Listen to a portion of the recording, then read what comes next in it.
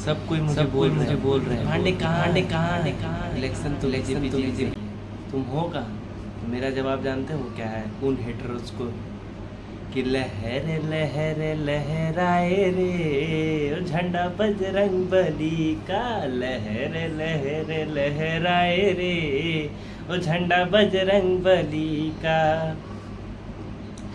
तो आज बीजेपी का बहुमत से जीत हुआ है, बहुमत से। और मैं जिस कंस्टिट्यूंसी में रहता हूँ यानी कि पांडेसर कंस्टिट्यूंसी में, वहाँ पर भी बीजेपी का बहुत ही बहुमत से जीत हुआ है। मैं इसके लिए सभी को बधाई देता हूँ जिन्होंने भी बढ़ चढ़ कर वोट दिया है, उसके लिए ढेर सारा धन्यवाद। अब 15 सालों ने, इस 15 साल में टीएमसी ने जो जो अत्याचार किया हम सब भाइयों पर, ना कि हिंदुओं पर ही, सारे जनों पर, तो उसका बदला अब लेगा बीजेपी, ना कि मार से। बीजेपी लेगा सुधार। ऐसा क्यों हुआ आपको पता है? 15 साल से टीएमसी राज तो कर रही है हमारे वेस्ट बंगाल में, बट ऐसा इस बार क्यों हुआ? क्योंकि भी बंगाल के लोगों ने देखा है कि 15 साल में ममता बनर्जी ने कुछ काम नहीं किया है। अगर बंगाल को लोगों को जो पार्टी अच्छी नहीं लगती, पार्टी छोड़ो, जब ईस्ट इंडिया कंपनी यहाँ पर रूल करती थी, जब उनको लात मार के भगा सकती है, तो ये तो इलेक्शन था। इलेक्शन क्या बड़ी चीज़ है बंगाल के लोगों के लिए। बंगाल के लोगों को पता है कि कैसे सुधार करना है, कैसे बदलाव करना है। तो बंगाल वासियों को मेरा दिल से है सैल्यूट। ये बंगाल है लाला। अगर बंगाल वासी एक बार चाह लिए ना कि बदलाव करना है, तो बदलाव हो के ही रहेगा।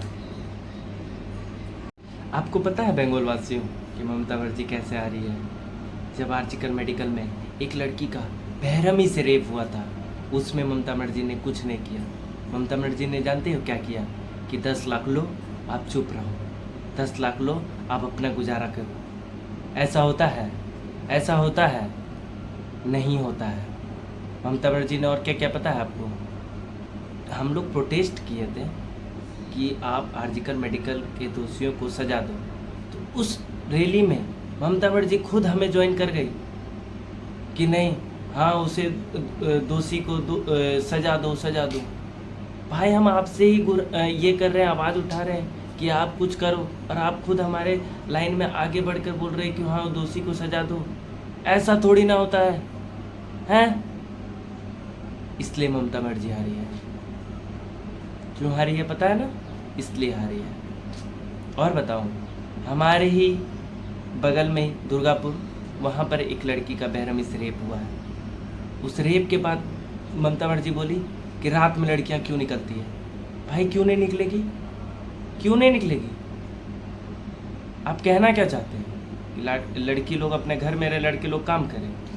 भाई लड़की का भी उतना अधिकार है जितना लड़कियों का अधिकार है। ममता बनर्जी यहाँ पे हारी है। और बताएं, स्टेज पर जब इलेक्शन का ये चल रहा था माहौल, स्टेज पर चढ़कर वो टारगेट करती है एक कम्युनिस्ट को कि अगर हम जीते तो क्या होगा। आपने सुना था, मैं वो रिपीट नहीं करूँगा। ममता बनर्जी यहाँ पर हारी, और हारना ही चाहिए था। बंगाल वासियों ने उसका जवाब दिया है।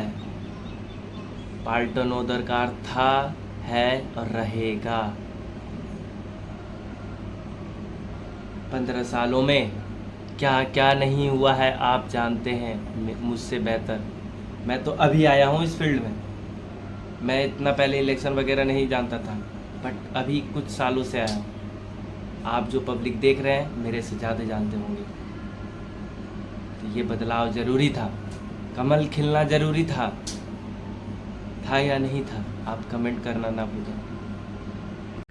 जब इलेक्शन का रैली चल रहा था तो उसी बीच मैंने एक वीडियो बनाया था। उस वीडियो में मैंने कुछ ऐसा अपशब्द कुछ बोला भी नहीं था, मैंने कोई पार्टी का सपोर्ट भी नहीं किया था। बस इतना ही बोला था कि 15 साल जो हुआ उस हिसाब से आप लोग वोट दीजिएगा बढ़ चढ़ कर। ये नहीं कि आप जाएं और एक पार्टी को जिताएं बार बार। एक बार और किसी को भी चांस दीजिए। 15 साल वो थे, आपने देखा वो कुछ नहीं किया, तो आप एक बार दूसरे पार्टी को सपोर्ट करें। मैंने इतना ही कहा था, और इससे आगे शायद मैंने कुछ कहा भी नहीं था। बट मेरे एक वेल विशर हैं जिन्होंने मुझे बोला कि तुम्हारा वीडियो कहीं दूर तक चला गया है तो तुम टारगेट में आ सकते हो, तो टारगेट में आओ उससे पहले तुम वीडियो डिलीट कर दो। तो मैंने अपने भैया का बात सुना और वीडियो को हटा दिया। मैंने बोला सही बोल रहे हैं, मैं क्यों इस सब चीज़ झमेले में फंसूँ, तो मैंने वो वीडियो को डिलीट कर दिया। बट अब मैं बना रहा हूँ क्योंकि अब पार्टी उनकी बन चुकी है। मैं फुल बीजेपी वालों से भी विनती है कि आपको जिस प्रकार बंगाल वासियों ने इतना विश्वास करके जिताया है, इतना विश्वास करके जिताया है, तो आप उनके विश्वास पर खड़े उतरें ताकि आप पे वो अगले बार भी भरोसा कर सके। आपको कुछ करना नहीं है, आपको जो जनता बोलते हैं वो बात करिए। जनता आपसे वो पैसा नहीं मांग रहे, जनता सिर्फ ये मांग रहे हैं कि आप सड़क बनाएं, आप हॉस्पिटल्स बनाएं, आप रेलवे को सुधारें और बच्चे को नौकरियों के लिए वैकेंसीज दीजिए। बस इतना ही चाहते हैं। तो आज के लिए मैं इतना ही रखता हूँ, मिलता हूँ फिर किसी अगले ब्लॉग में। आज के लिए धन्यवाद। राधे राधे, जय श्री श्याम।